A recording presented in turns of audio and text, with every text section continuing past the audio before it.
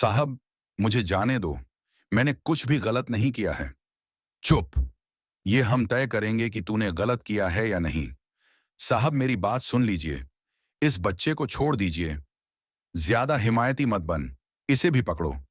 वो कौन से पुलिस वाले थे जिन्होंने मेरे बेटे को पीटा? अब मैं बताता हूं। अब उनकी खैर नहीं। और फिर जब एक फटे कपड़ों में लिपटा कचरा बिनने वाला छोटा सा लड़का कोर्ट रूम में दाखिल हुआ, तो वहां मौजूद हर शख्स की सांस जैसे थम गई।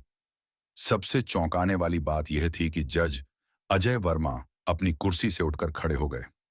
आखिर कौन था यह छोटा अनिकेत, जिसे देखकर बड़े बड़े वकील भी खामोश हो गए और जज साहब तक की आंखें नम हो उठीं? क्या रहस्य छुपा था इस फटेहाल बच्चे में, जिसने पूरे अदालत कक्ष को हिला दिया? तेज बारिश की बूंदें रेलवे स्टेशन की टीन की छत पर लगातार बज रही थीं। शाम के 4 बज चुके थे।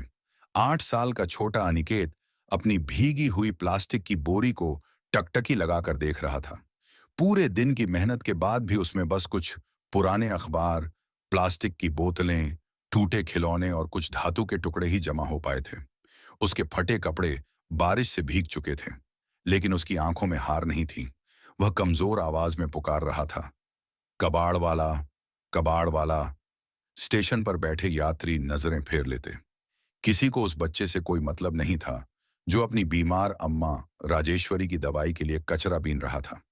स्टेशन के एक कोने में 5 पुलिस वाले बारिश से बचते खड़े थे। विकास सिंह, रोहतक सिंह, राजेश त्यागी, शुभम और करणवीर ठाकुर। उनकी वर्दी पर पानी की बूंदें चमक रही थीं, लेकिन उनके चेहरों पर दया की एक बूंद भी नहीं थी। विकास सिंह ने बच्चे की तरफ इशारा किया, क्यों ना इसका कबाड़ हम ही ले लें, कुछ पैसे मिल जाएंगे। बाकी चारों हंस पड़े। अरे छोटे, इधर आ। अनिकेत की आंखों में उम्मीद चमकी। वह दौड़कर उनके पास आया। साहब, ये अखबार है, ये बोतलें हैं। लेकिन अगले ही पल उसकी पूरी बोरी छीन ली गई। दिन भर की कमाई एक झटके में खत्म। जब उसने पैसे मांगे तो वे ठहाके मारकर हंस पड़े। हमसे पैसे मांगता है? राजेश त्यागी ने तंज कसा।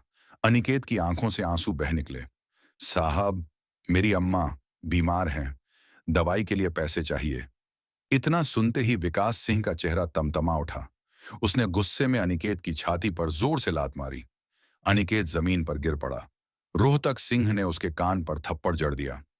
भाग यहां से, वरना जेल में डाल दूंगा।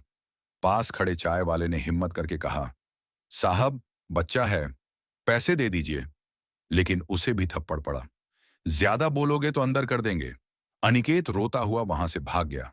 उन्हें क्या पता था, जिस बच्चे को उन्होंने इतनी बेरहमी से पीटा, वह किसी आम गरीब का बेटा नहीं, जिले के सीनियर जज अजय वर्मा का लापता बेटा था। 6 साल पहले, जब अनिकेत सिर्फ 2 साल का था, जज अजय वर्मा उसे वार्षिक मेले में लेकर गए थे। रंग बिरंगी दुकानें, खिलौने, मिठाइयां, हर चीज देखकर बच्चा खुश था। उसकी छोटी उंगली अपने पिता की उंगली में फंसी हुई थी। एक खिलौने की दुकान पर जज साहब रुके। उन्होंने बेटे की उंगली छोड़ी, बस कुछ पल के लिए। उसी पल अनिकेत की नजर गुब्बारे वाले पर पड़ी। रंग बिरंगे गुब्बारे हवा में लहरा रहे थे। 2 साल का मासूम बच्चा धीरे धीरे अपने पिता से दूर चला गया। जब जज साहब ने मुड़कर देखा, अनिकेत वहां नहीं था। बेटा, आधी। उनकी आवाज कांप उठी। पूरे मेले में अफरा तफरी मच गई। घंटों तलाश चली, पुलिस, अनाउंसमेंट, पोस्टर, लेकिन बच्चा नहीं मिला। उधर रोता हुआ अनिकेत गुब्बारे वाले के पास खड़ा था। पास में कबाड़ की छोटी दुकान लगाने वाली बुजुर्ग महिला राजेश्वरी अम्मा ने उसे देखा। बच्चा भूखा था, डरा हुआ था। अम्मा का दिल पसीज गया। रात हो गई है, कल ढूंढेंगे इसके माँ बाप। आज इसे मैं अपने घर ले जाती हूँ। वह उसे अपने छोटे से घर ले गई। खाना खिलाया, दूध पिलाया, साफ कपड़े पहनाए। उसी रात से वह बच्चा उसका अनिकेत बन गया। 6 साल गुजर गए। जज अजय वर्मा ने बेटे को ढूंढने में कोई कसर नहीं छोड़ी। जासूस, पुलिस, इश्तिहार, लेकिन किस्मत ने दोनों को मिलाने से इनकार कर दिया। अब वही बच्चा, जिसे स्टेशन पर पीटा गया था, आज कोर्ट में खड़ा था। फटे कपड़े, आंखों में डर, लेकिन चेहरे में एक अजीब सी पहचान। जज अजय वर्मा की नजर जैसे ही उस पर पड़ी, उनका दिल धड़क उठा। वह चेहरा, वह आंखें, वह माथे का छोटा सा तिल। उन्होंने कुर्सी छोड़ दी। यह ये बच्चा। पूरा कोर्ट रूम सन्न रह गया। क्या 6 साल पहले खोया हुआ बेटा आज न्याय की चौखट पर वापस आया था? साल दर साल वक्त गुजरता गया। नन्हा अनिकेत धीरे धीरे बड़ा होने लगा। 3 साल, 4 साल, 5 साल, और इन सब सालों में राजेश्वरी अम्मा ने उसे अपनी जान से भी बढ़कर पाला। उसे पढ़ाना सिखाया, अच्छे संस्कार दिए, इंसानियत का मतलब समझाया। अनिकेत जानता था कि अम्मा उसकी जन्म देने वाली मां नहीं है। फिर भी उसके लिए दुनिया में अगर कोई अपना था तो वह सिर्फ राजेश्वरी अम्मा ही थी। वही उसकी छांव थी, वही उसका सहारा, वही उसका घर। जब अनिकेत 7 साल का हुआ तभी अम्मा की तबीयत गिरने लगी। शुरुआत में मामूली कमजोरी समझी गई, लेकिन धीरे धीरे बीमारी ने गंभीर रूप ले लिया। डॉक्टर ने जांच के बाद साफ कहा, उन्हें डायबिटीज और हाई ब्लड प्रेशर है। नियमित दवाइयां लेनी होंगी, वरना हालत बिगड़ सकती है। घर की हालत पहले ही तंग थी, ऊपर से दवाइयों का खर्च। अनिकेत ने चुपचाप फैसला कर लिया, अब उसे कुछ करना होगा। एक दिन वह बाजार पहुंचा। वहां उसकी मुलाकात एक कबाड़ी से हुई। चाचा जी, मुझे काम चाहिए। कबाड़ी ने हैरानी से पूछा, तू इतना छोटा है, काम क्यों करना चाहता है? अनिकेत ने अपनी पूरी कहानी सुना दी। बीमार अम्मा, दवाइयों का खर्च और घर की मजबूरी। बच्चे की बातें सुनकर कबाड़ी की आंखें नम हो गईं। देख बेटा, अगर तू चाहे तो मेरे लिए कबाड़ इकट्ठा कर सकता है। जो भी मिले, अखबार, बोतलें, लोहे तांबे के टुकड़े, सब ले आना। जो पैसे मिलेंगे आधे तेरे, आधे मेरे। अनिकेत के चेहरे पर उम्मीद की चमक लौट आई। अब वह रोज सुबह जल्दी निकलता। रेलवे स्टेशन, बाजार, गलियां, जहां भी कबाड़ मिलता वह इकट्ठा करता। जो पैसे मिलते उनसे अम्मा की दवाई खरीद लाता। राजेश्वरी अम्मा को अपने बेटे पर गर्व था। कितना समझदार है मेरा बच्चा, वह अक्सर कहती और उसकी पेशानी चूम लेती। लेकिन वह दिन अनिकेत की जिंदगी का सबसे दर्दनाक दिन बन गया। रेलवे स्टेशन के पास कुछ पुलिस वालों ने उसे घेर लिया, उसका कबाड़ छीन लिया, पैसे देने से इनकार कर दिया, और जब उसने हिम्मत कर विरोध किया तो उसे बेरहमी से पीटा गया। 8 साल के मासूम शरीर पर डंडों और लातों की मार बरसी। लहूलुहान, डरा हुआ, कांपता हुआ अनिकेत किसी तरह अपने छोटे से घर पहुंचा। उसके कपड़े फटे हुए थे, बदन दर्द से कराह रहा था। राजेश्वरी अम्मा बिस्तर पर लेटी उसका इंतजार कर रही थीं। जैसे ही उन्होंने उसे देखा, उनका दिल दहल गया। बेटा, ये क्या हाल बना रखा है? अनिकेत ने कांपती आवाज में सब सच बता दिया। वह अम्मा से झूठ नहीं बोल सकता था। कैसे पुलिस वालों ने उसका कबाड़ लिया, पैसे नहीं दिए और उसे मारा। राजेश्वरी अम्मा फूट फूट कर रो पड़ी। उन्होंने उसे सीने से लगा लिया, जैसे अपने आंचल से दुनिया की सारी तकलीफें ढंक लेना चाहती हूं। लेकिन उसी समय एक और कहानी जन्म ले रही थी।